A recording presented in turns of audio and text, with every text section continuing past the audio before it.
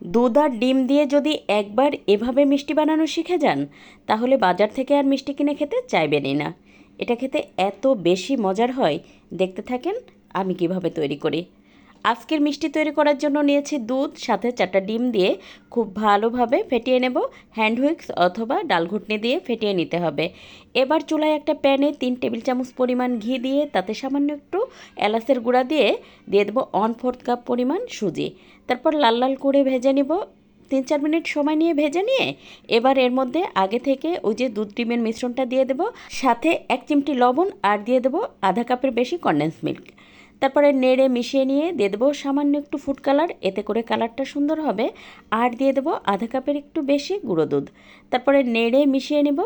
এবার দেখতেই পাচ্ছেন এর মধ্যে দিয়ে দিলাম কাঠবাদাম আর কাজু বাদাম কুচি।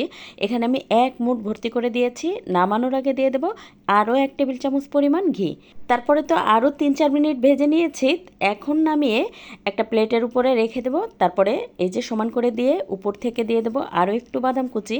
এটা ঠান্ডা হয়ে গেলে পছন্দ মতো কেটে নিব। আপনি চাইলে কিন্তু এটা গোল গোল করেও তৈরি করে নিতে পারেন। এটা বাজার থেকে কেনা মিষ্টির থেকে অনেক বেশি মজার হয়, একবার হলেও তৈরি করে খেতে পারেন।